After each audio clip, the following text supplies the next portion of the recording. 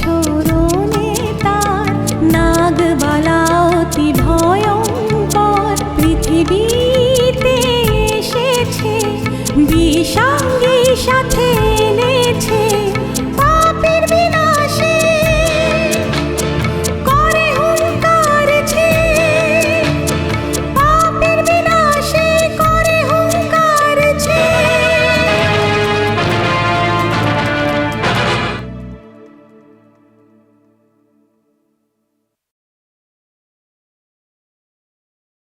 ओम शक्ति नाग शक्ति ओम शक्ति नाग शक्ति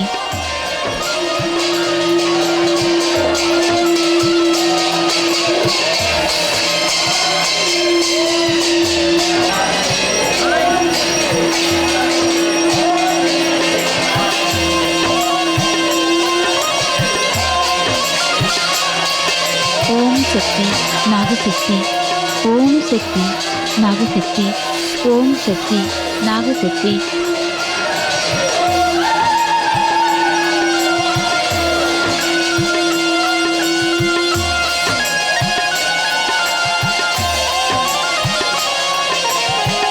ओम शक्ति नाग शक्ति ओम शक्ति नाग शक्ति ओम शक्ति नाग शक्ति ओम शक्ति नाग शक्ति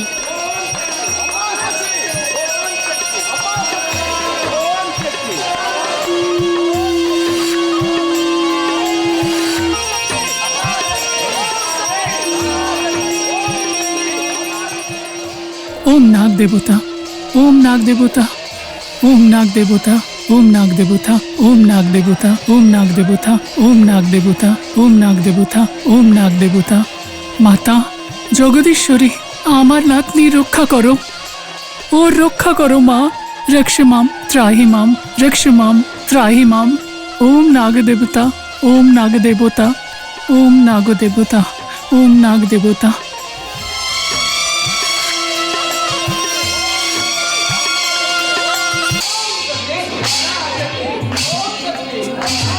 नारायणी ओम सुंदर नारायणी शक्ति ओम चंद्र नारायणी शक्ति ओम अभिषेक नारायणी शक्ति ओम लक्ष्मी नारायणी शक्ति ओम विद्या नारायणी शक्ति ओम नाग नारायणी शक्ति ओम गुरु नारायणी शक्ति ओम अम्मा नारायणी शक्ति प्रेम नारायणी शक्ति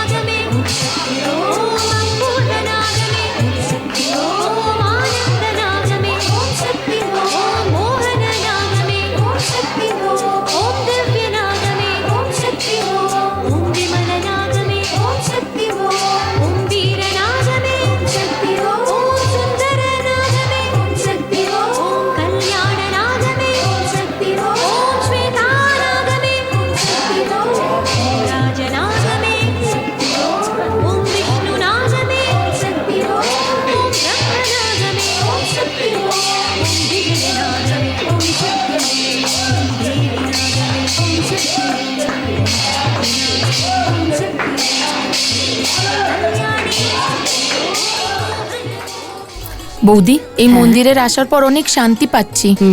এই মন্দির খুব শক্তিশালী মন্দির, সেই জন্য হাজার কোটি লোক এখানে দর্শন করার জন্য আসে। শক্তি কথাটা শুনে আমার মনে পড়লো, আমি কালকে একটা পেপারে পড়ছিলাম যে ঝাড়খণ্ডের ক্যাপিটাল রাঁচির কাছে একটা ছোট মেয়ে দীপ্তি সাপের সাথে খেলছে।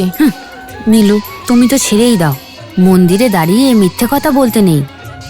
মিথ্যে নয় বৌদি, আমি সত্যি বলছি। ওই বাচ্চাটার বাবা একটা সাধারণ মানুষ নয়, একটা বড় ইন্ডাস্ট্রিয়ালিস্ট। ওনার নাম সুভাষ আগরওয়াল, ওর মায়ের নাম পুনম। এটা এখনকার কথা নয়, যখন ও 1 বছরের ছিল তখন ও সাপের সাথে খেলতে দেখে চমকে গেছিল।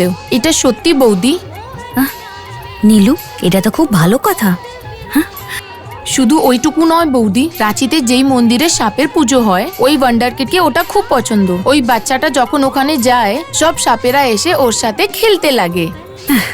পেপারে এসে গেছে বলে আমরা বিশ্বাস করছি, কিন্তু এই কথাটা যদি আমরা বলে থাকি তাহলে লোকে আমাদের পাগল বলবে।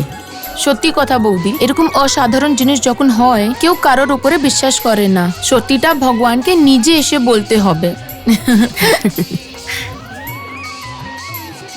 চলো যাই।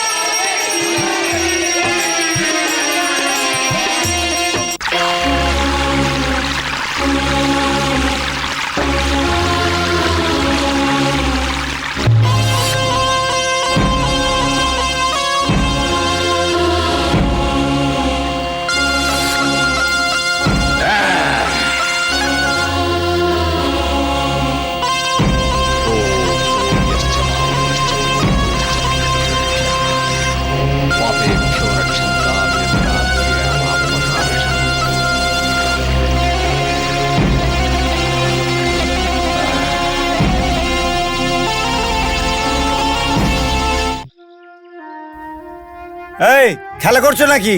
চেপে বাঁধো। এই তোমরা এদিকে এসো। হ্যাঁ তোমরা ওইদিকে যাও, তুমি এইদিকে এসো, এসো তাড়াতাড়ি। দাদা, কি হয়েছে মা? বদ্রি কোথায়? রথযাত্রার তৈরি হচ্ছে মা। ঠিক আছে, তুমি বাজারে গিয়ে দুধ নিয়ে আসো। ঠিক আছে মা। তাড়াতাড়ি যাবে, 5 মিনিটে আসতে হবে। ঠিক আছে মা, ঠিক আছে। আসছি এখন।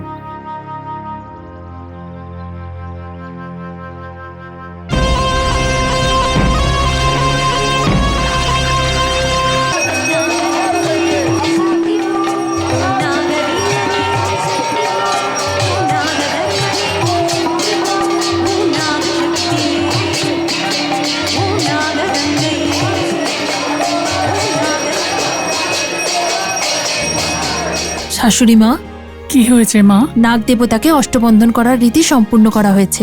জানি না কি হয়েছে, কিন্তু খুব নিজেকে ধৈর্যবান মনে হচ্ছে। হ্যাঁ বৌমা, আমারও এরকমই মনে হচ্ছে। সায়েন্টিফিক্যালি মানুষ যতই ভাবনা চিন্তা করুক না কেন, এই মন্দিরের মধ্যে এত লোকজনের আগমন দেখে আমার খুবই আশ্চর্য লাগছে মা। সায়েন্সের আবিষ্কার কত বছর হলো বৌমা? বোধহয় 1000 বছর হয়ে গেছে। কিন্তু সায়েন্স আবিষ্কারের অনেক অনেক বছর আগেই বেদান্তের খোঁজ হয়েছে। এই বেদান্ত থেকেই আমাদের সংস্কৃতির আবিষ্কার হয়েছে। নাগ পূজা আমাদের সংস্কৃতিরই অংশ। সায়েন্সের বোঝার বাইরে অনেক কিছুই এই জীবনে হচ্ছে। এরকম অনেক রহস্য জানার জন্যে অনেক মেধাবী লোকেরা অনেক চেষ্টা করে শেষমেশ কিছু বলে চুপ করে গেছে। ঠিকই বলেছেন শাশুড়ি মা। আপনার বলার পর আমার মনে পড়ল, কিছুদিন আগে আমি পেপারে পড়েছিলাম পশ্চিমবাংলায় নদিয়াতে কৃষ্ণনগরের কৃষ্ণকান্তপুর নামে একটা গ্রাম আছে। আর ওই গ্রামে একটা সাপ ওই পরিবারের 7 জনকে ছবল মেরে ফেলে। ওই গ্রামের পুলিশ স্টেশনের এই রকমই স্টেটমেন্ট ছিল মা। সর্প যখন সাপ দেয় তখন কাউকে বাঁচায় না। এই রকমই না, ওই সাপটা ওই পরিবারে 7 জন লোককে এক এক করে একই সোমবারে একবারই মেরে দিয়েছিল মা। এটা শুনে খুব আশ্চর্য লাগলো বৌমা। শুধু তাই নয় মা, ওই পরিবারে শুধু একটা বাচ্চাই বেঁচে আছে মা। ওই 12 বছরের বাচ্চাটাকে হুগলি জেলায় বসন্তপুর গ্রামে রেখে দিয়ে আসা হয়েছে ওর মামার কাছে। বেচারা, ওই পরিবারের একটা অন্যায়ের জন্যে পুরো পরিবারের বলি হয়ে গেল। দোষের জন্যে ওই নাগ দেবতার সামনে ক্ষমা চেয়ে যদি প্রায়শ্চিত্ত করত, তাহলে ওই পরিবারের উপর এত সংকট আসতো না। ঠিক আছে মা, ওই বাচ্চাটা রক্ষার জন্য ওদের তরফ থেকে আমরাই নাগরাজের কাছে ক্ষমা চাইছি।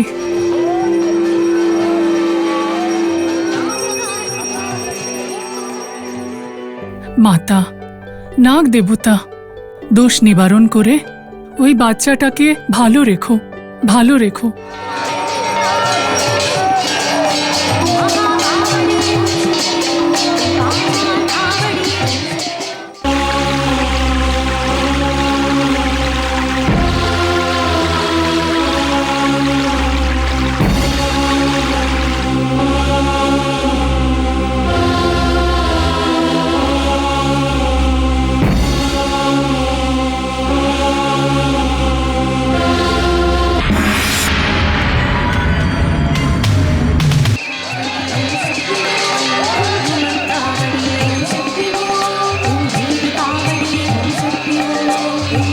सावरी ओम आनंद शांति ओम सुंदर शांति ओम रूप शांति ओम वीर शांति ओम कमल शांति ओम धैर्य शांति ओम योग शांति ओम विश्व शांति ओम सर्प शांति ओम ध्यान शांति ओम धर्म शांति ओम दुर्ग शांति ओम सिद्ध शांति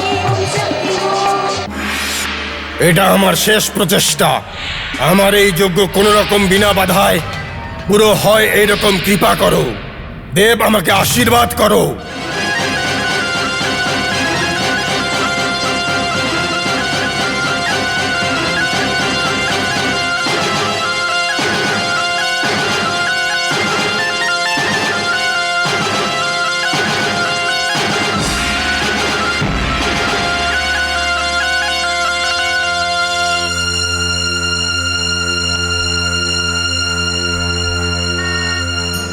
নমস্কার মা।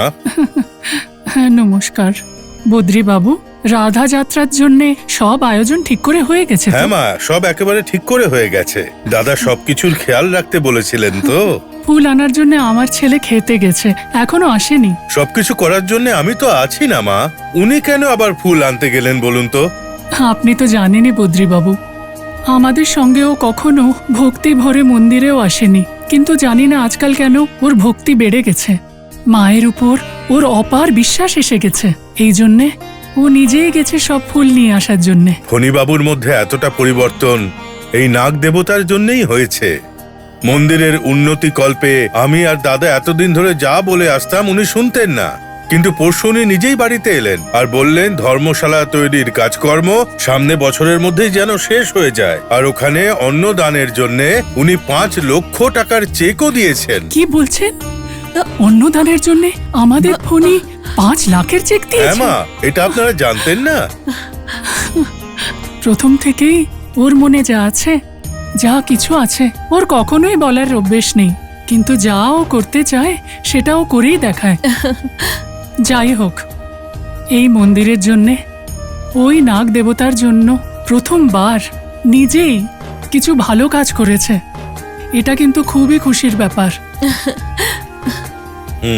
ঠিকই হয়েছে শাশুড়ি মা, এখানকার মানুষ একজন মানুষ এক এক রকমের কথা বলে। এখানে আসার জন্য তো আপনার প্রতি ভালোবাসা আর আপনার জন্যই আসে ও, আর ওর কোনো অভিমানই নেই। আর নিজের গ্রামের কথা শুনে কত রেগে যেত।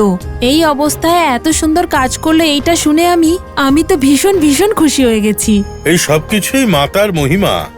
যে কেউ এই মন্দিরে আসুক, তার মনে যে ইচ্ছা নিয়েই আসুক না কেন, সেই সবকিছু তো পূরণ আমাদের এই মাই করবেন। এত বড় একটা মন্দিরে ধর্মশালা নেই বলে আমি খুব চিন্তায় ছিলাম, কিন্তু ফণীবাবু ওই চিন্তা দূর করে দিয়েছেন। বদ্রী বাবু, আমার ছেলে আসতে দেরি হলেও আমি আর আমার বৌমা 10 মিনিটে চলে আসব। ঠিক আছে মা, আমি আসছি তাহলে। বৌমা, পুষ্করের সময় আমরা কিন্তু ভীষণ ভালো খবর পেলাম। হ্যাঁ শাশুড়ি মা।